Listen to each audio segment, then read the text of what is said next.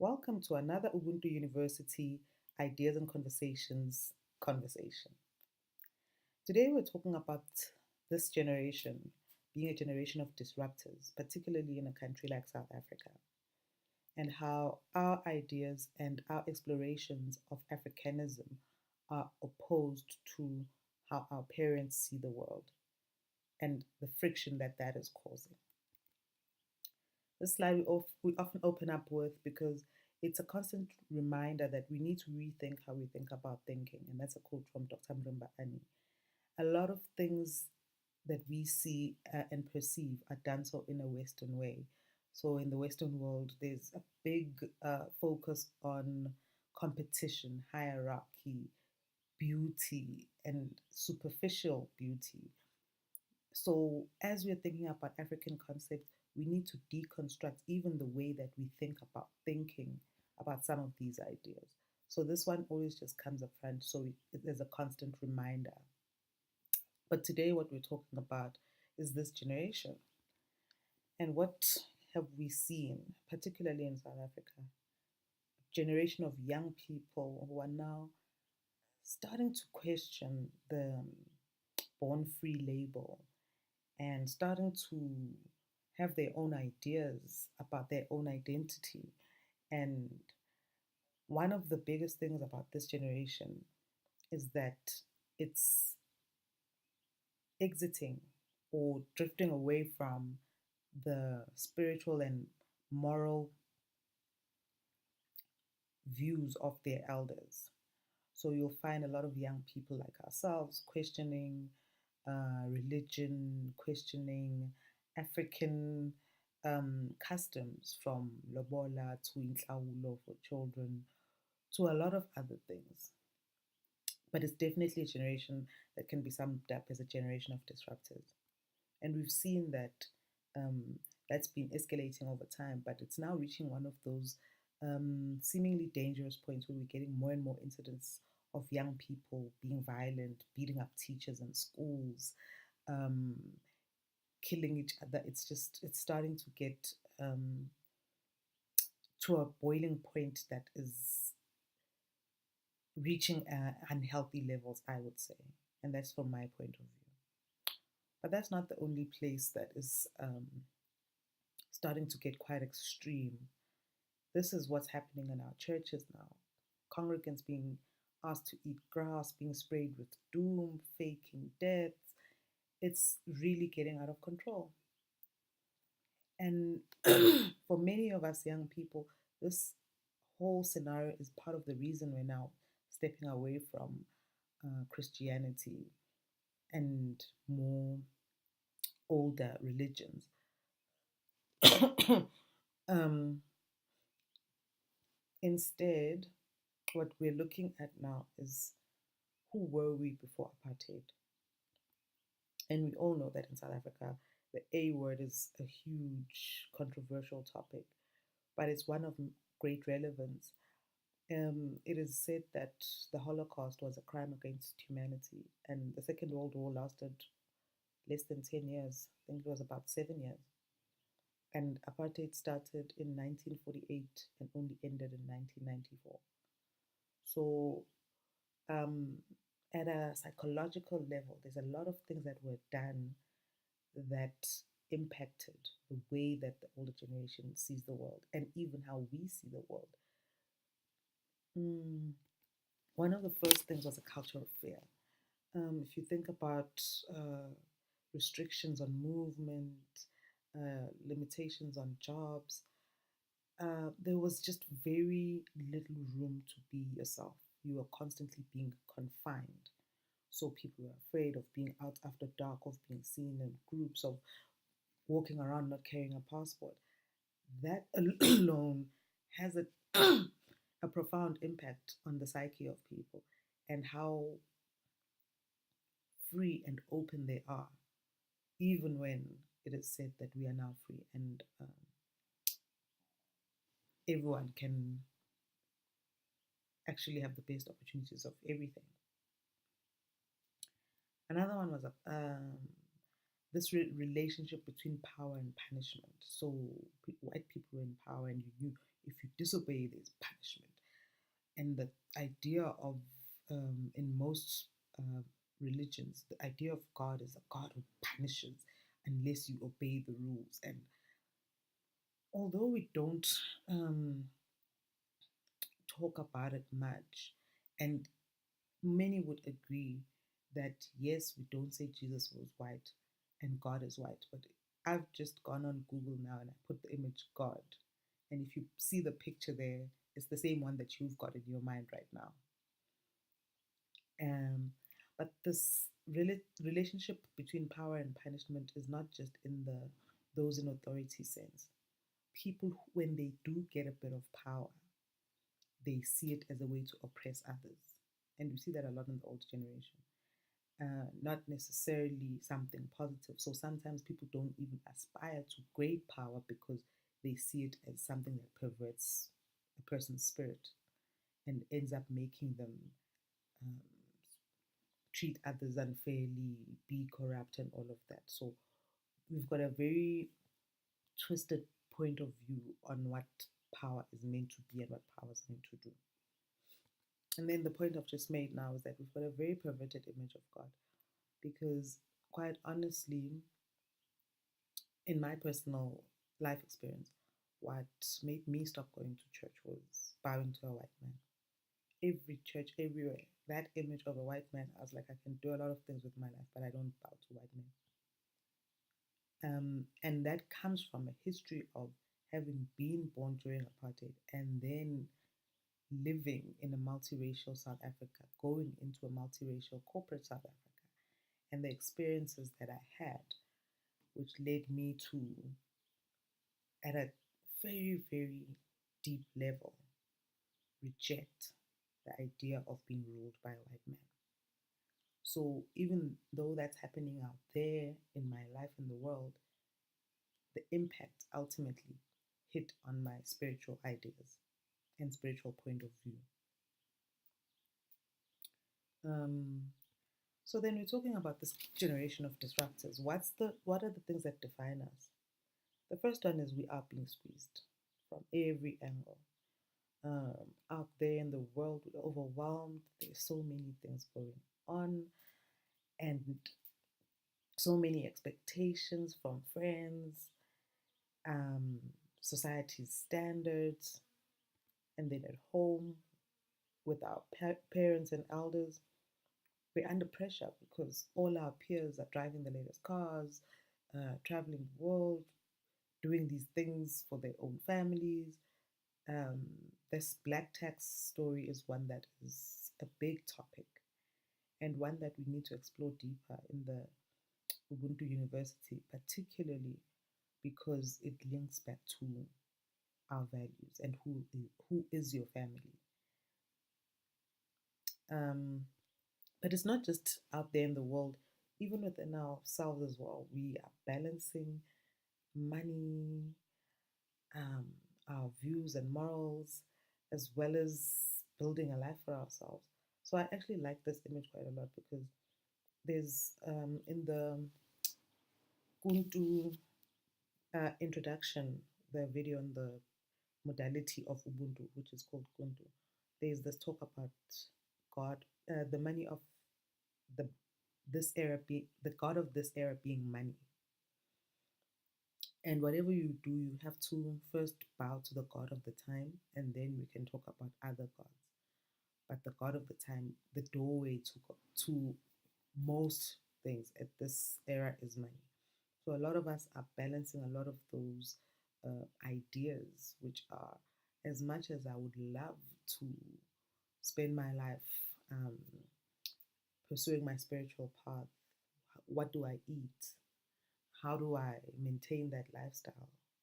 How do I fulfill my own desires? Because we, especially particularly as women, we're one of the very first generations to actually be free at that level, where we've got our own money, we can travel the world, we can do all sorts of things, have different careers, choose to have children or not, to get married or not. So there's a lot of balancing acts taking place. But the unfortunate part of that is that sometimes It just feels like the daggers are all coming at you from every direction. And that's quite overwhelming. Now, the purpose of this video is to educate our elders about just some of the realities of life for those of us who've chosen African spirituality as opposed to religion, or even those who are balancing both, which is something that the majority of us are actually doing, because you'll find someone like myself, I love gospel music, especially Zulu gospel. It just takes me back to when I was growing up and the warmth and that feeling of family in our church back at home.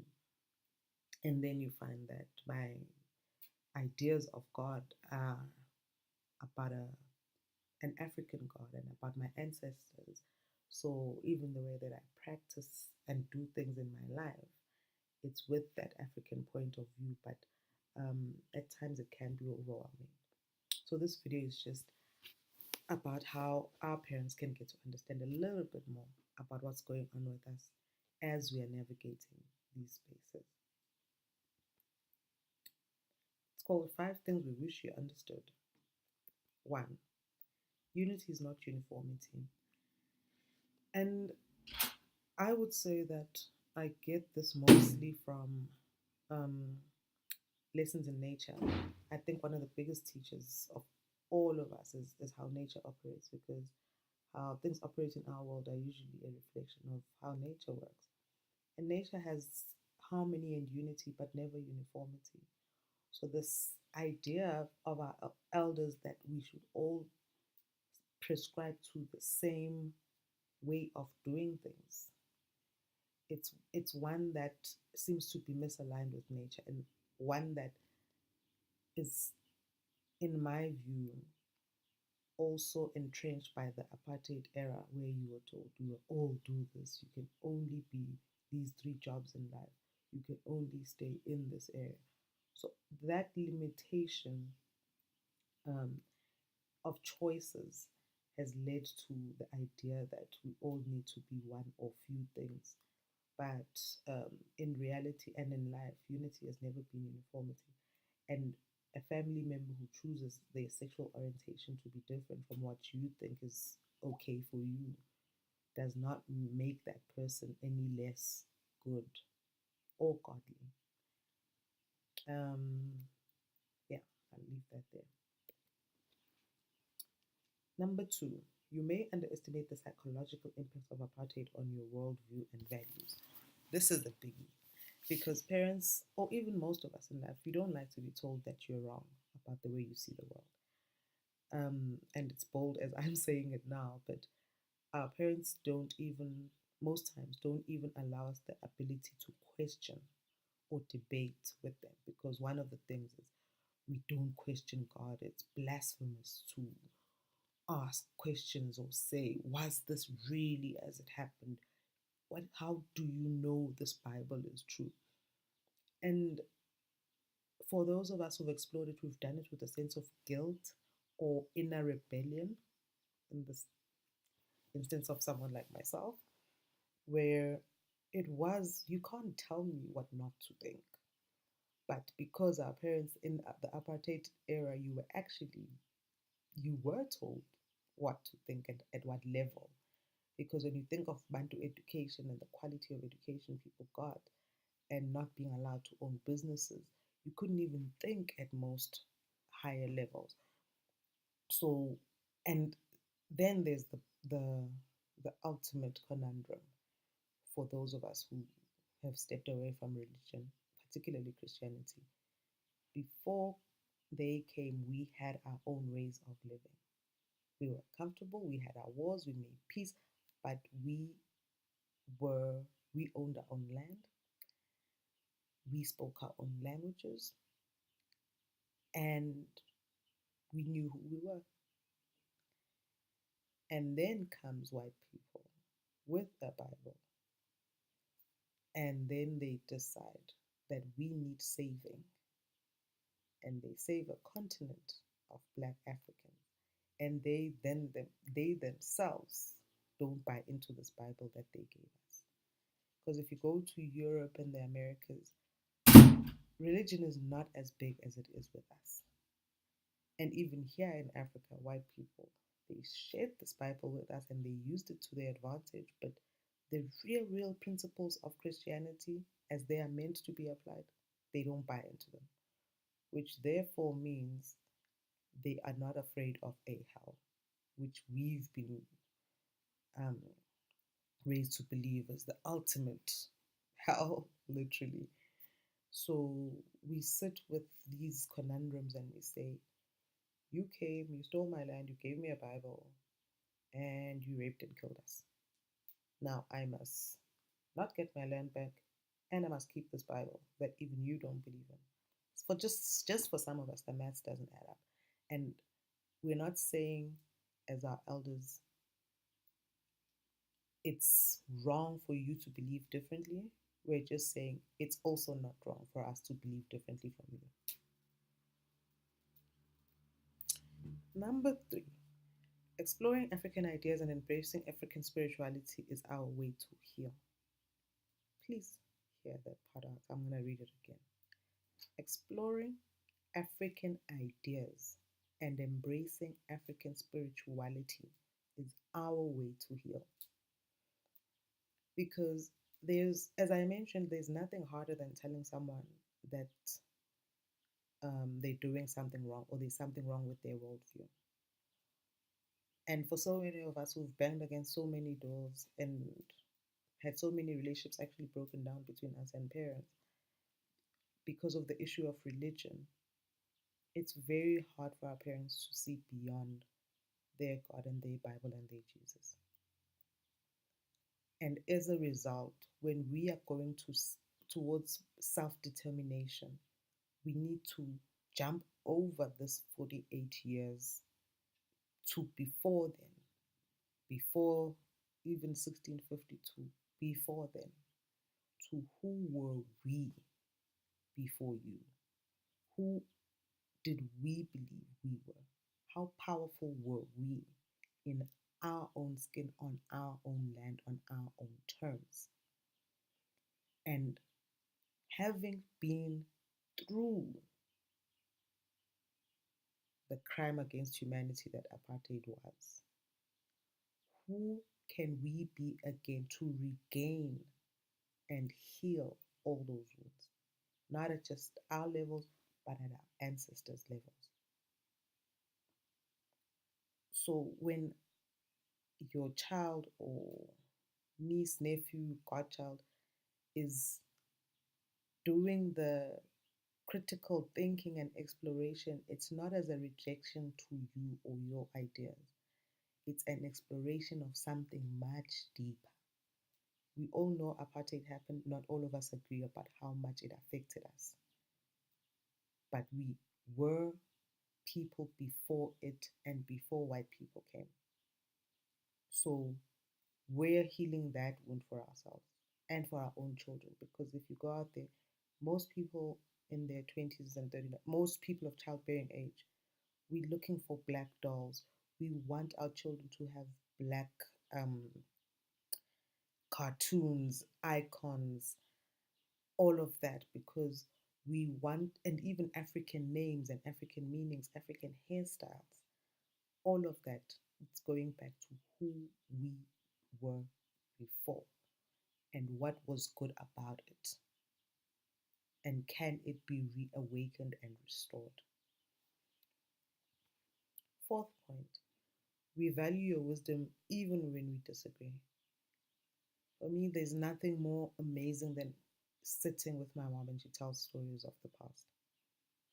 Because sometimes without even knowing it, there'll be so many amazing lessons or things that I now can understand from a scientific point of view, but that they were just doing. Like she talks about how her and my grandmother spent a lot of time together when she was pregnant with me and how they used to laugh together. And when I think of the scientific proof behind how most of our lives are shaped by the state our parents were in when they were pregnant with us, that's very heartwarming and affirming to hear. The wisdom of our elders is incredible. And as much as we might disagree, there are those places where we need them to come and fill in the gaps. And also just um, be loving through it all. As mentioned earlier, we are overwhelmed from all angles. And for me, the hardest thing ever in my life was to rip myself apart and say, yes, God, no religion, because that tore into the center of everything I'd been raised to believe. And I knew without a doubt that it would break my mother's heart, something I would never want to do willingly.